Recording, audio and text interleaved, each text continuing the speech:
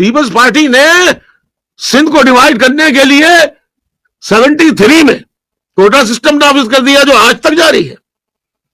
دہی شہری دہی شہری دہی شہری. جب لسانی فسادات ہوئے تھے تو کیا ایم کیو ایم تھی؟ بے غیرت اینکر پرسنز اور تجزیہ نگار اتنے بے شرم اور بے غیرت ہیں، صرف ایم کیو ایم کو ہر چیز کا الزام ایم کیو ایم کو دیتے رہتے. ایم کیو ایم نے سندھی مہاجر فساد کرایا. ابے کب فساد کرایا؟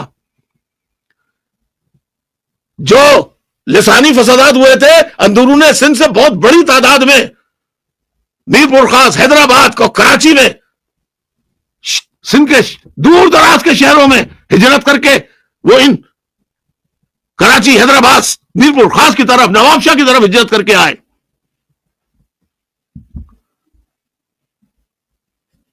پٹھان مہاجر فساد اتنے بے غیرت، 70 سال کی عمر ہم مگر تجزیے کرنے آتے ہیں ٹی وی پہ، اور بے غیرت بے شرم کہتے ہیں پٹھان مہاجر جھگڑا بشرا زیدی کا ایکسیڈنٹ ہوا تھا اس پہ کے بعد پٹھان مہاجر فساد. ابے جب فاطمہ جناح کی حمایت کراچی حیدرآباد کے لوگوں نے کر کے فاطمہ جناح کو جتایا تھا اور فاطمہ جناح کے حق میں ووٹ دیے تھے،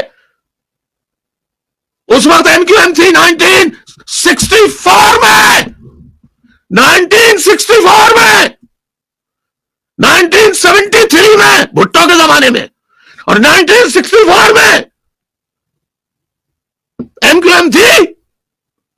اس وقت جو گوہر ایوب پٹھانوں کو پشاور سے یہ کہہ کر کہ ہم جہاد پہ چلنا ہے، جہاد پہ چلنا ہے، کفار کے خلاف جہاد. اور کراچی کا کون سا علاقہ تھا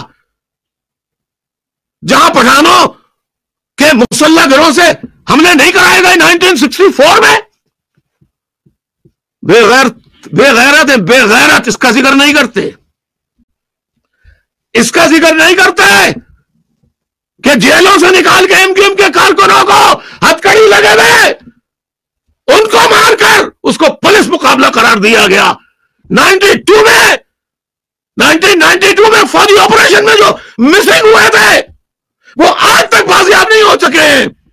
اس کے بارے میں بات نہیں کریں گے، کہیں گے ایک ایک ایسے ایچ او کو مار دیا. وہ تیرے باپ کو، تیری بیٹی کو، تیرے جوان بیٹے کو اگر اسی طرح لے جا کے، میں گالی تو نہیں دوں گا، بے غیرت بے شرم، تو بول رہا تھا ایک ایک ایسے ایچ او کو مار دیا، تو اگر تیرے بیٹے کو، تیرے دوسرے بھائی کے بیٹے کو، تیری بہن کے بیٹوں کو اسی طرح مارتے تو کیا کرتا؟ ان کے آگے لیٹ جاتا؟ تیری بہنوں کو اٹھا کے لے جاتے اور ان کا ریپ کرتے تو کیا کرتا؟ آنکھیں بند کر کے بیٹھا رہتا نیچے؟